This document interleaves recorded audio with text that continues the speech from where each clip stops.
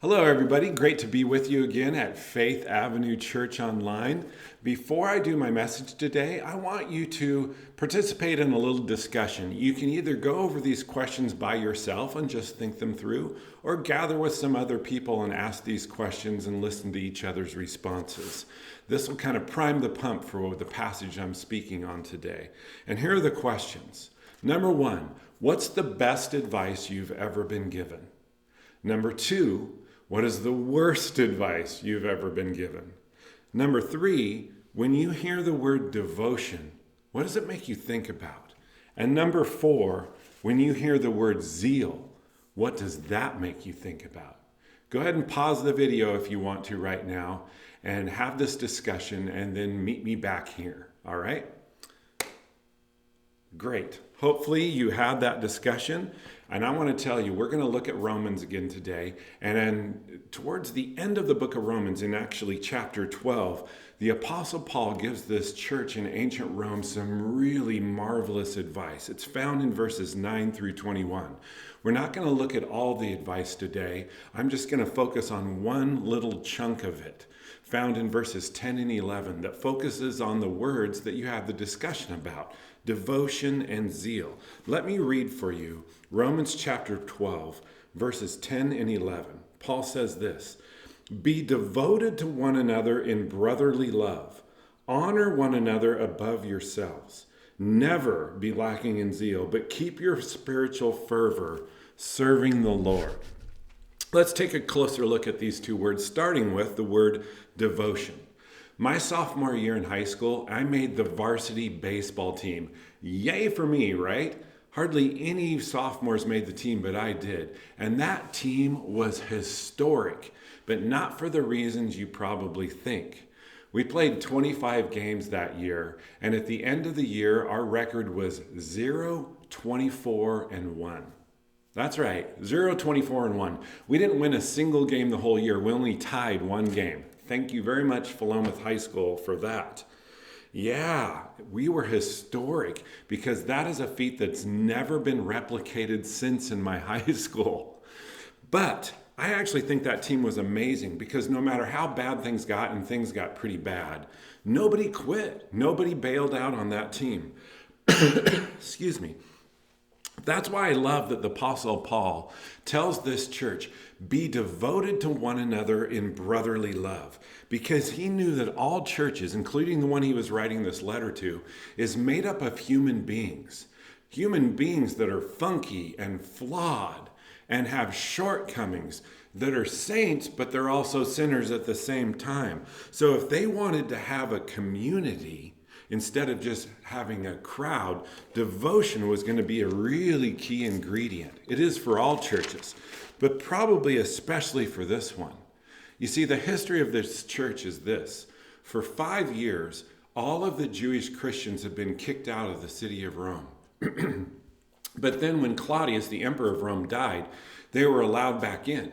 Well, in the years that they were gone, the Gentiles, which is anybody that's not a Jew, the Gentile Christians were running the church.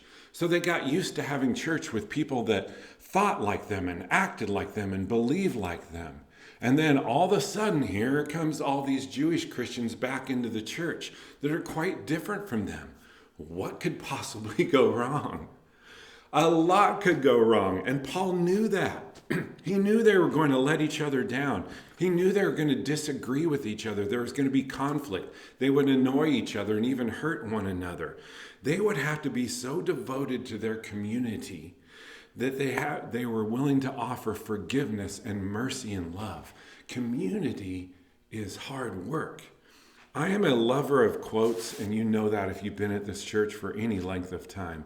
And this one particular quote makes my top 20 because it's a quote that a pastor told all of the new people that came to her church. And it's so unusual because it's so raw and real and honest. It's not what you would expect to hear from a pastor when you first visit a church. She would tell them all this. This community will disappoint you. How's that for an opening line if you're new at a church? This community will disappoint you, but stick around through that and see how the grace of God can fill the holes left by this community's failure, because that's just too beautiful and real to miss. I love that. She's letting them know right off the bat, community requires devotion. But that flies in the face of our modern church culture, doesn't it? Right now, people will leave a church willy-nilly for hardly any reason at all. Some minor thing upsets them. They had to sing a song they didn't like, or somebody hurt their feelings, or the pastor said something they disagreed with, and they'll just pack up and leave and go to the church down the street in order to try to get their spiritual bliss on there. I don't blame them. I don't. I blame people like me. I blame pastors and spiritual leaders because for far too long, we have put far too much energy into trying to draw a crowd into a church building instead of building a community. Oh, and I'm so sorry for that. It's people like me that has caused this consumer church mentality, and I'm so sorry for it. Right now, that doesn't interest me. Right now, I crave community more than ever. I want to know people at my faith community, and I want to be known by them.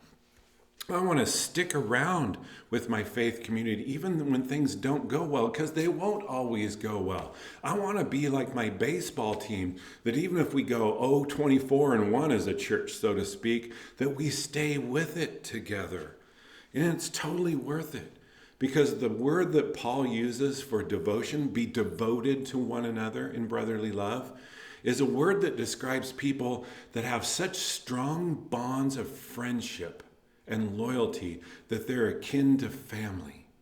This has been God's plan all along for all of humanity.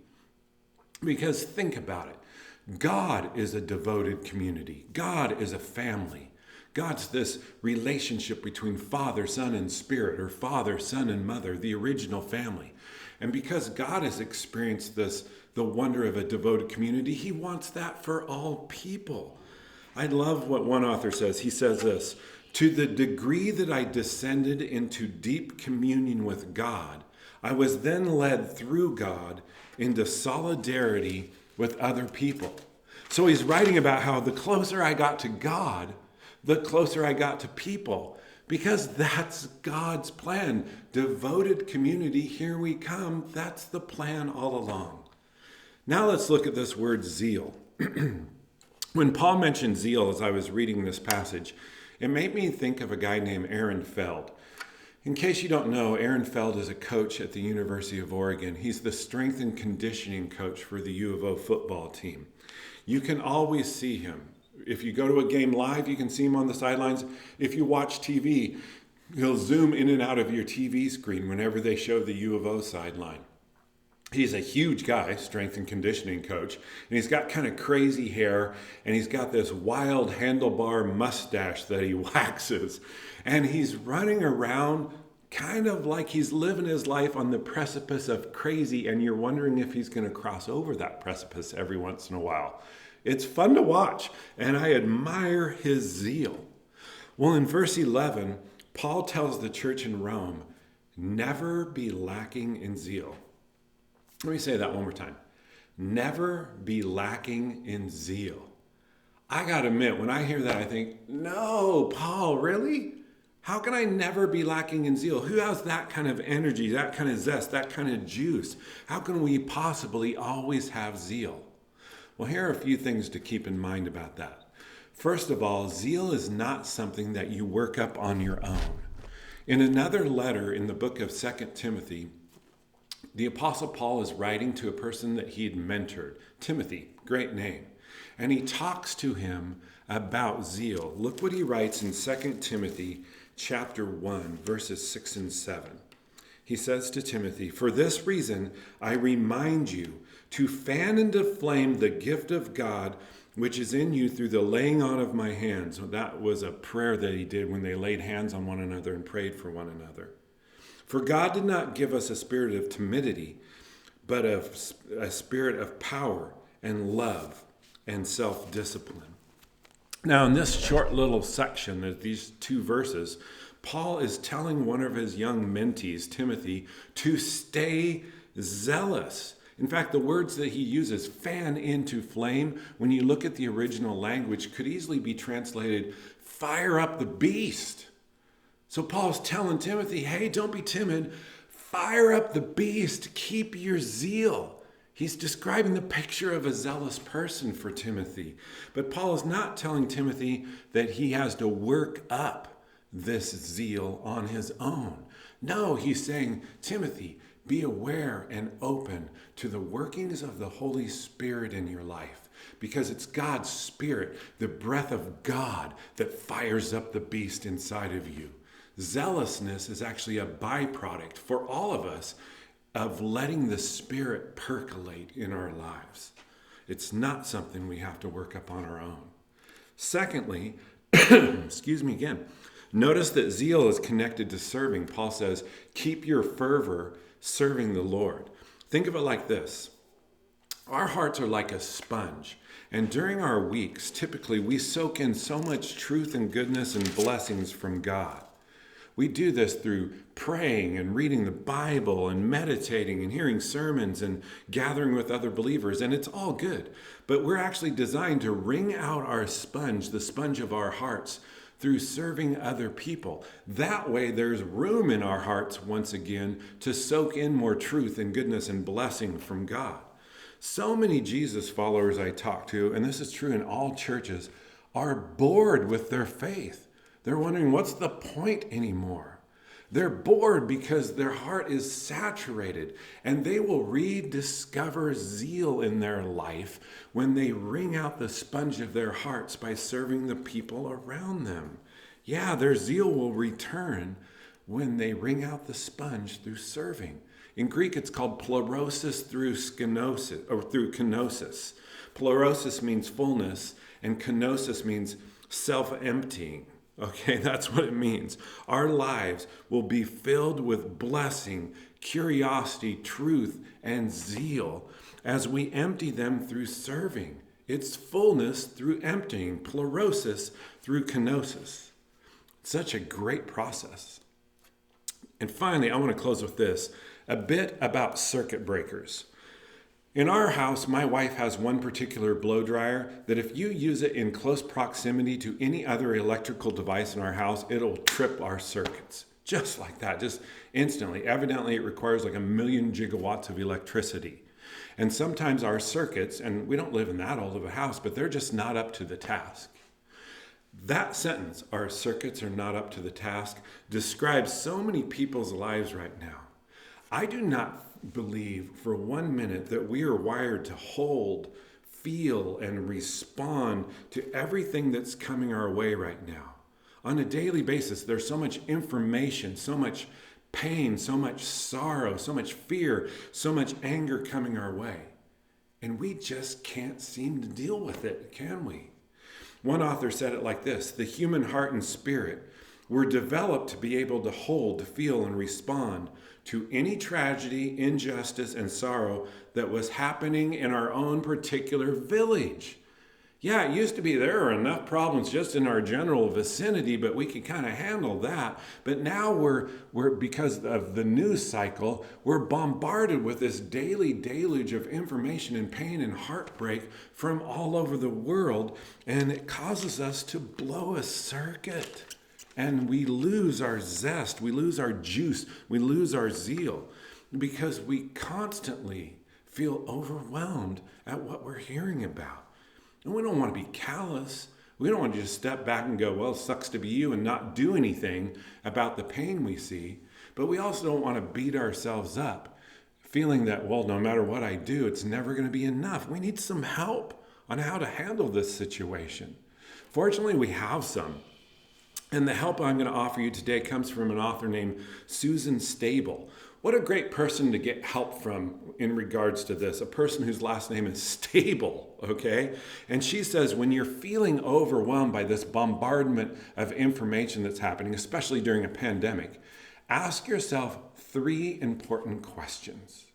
And the first question is this: what's mine to do and what's not mine to do? Answer that question. Number 2, this one's hard for me. What's mine to say and what's not mine to say? And thirdly, the one that most people struggle with, what's mine to care about and what's actually not mine to care about. Listen, we can't solve all the problems in the world. We can't even solve all the problems in our neighborhood. And trying to will fry our circuits. We can only do, say, and care about what is ours to do, say, and care about. So zeal and serving are linked, but they also have a third partner, a silent partner, and it's this: limits.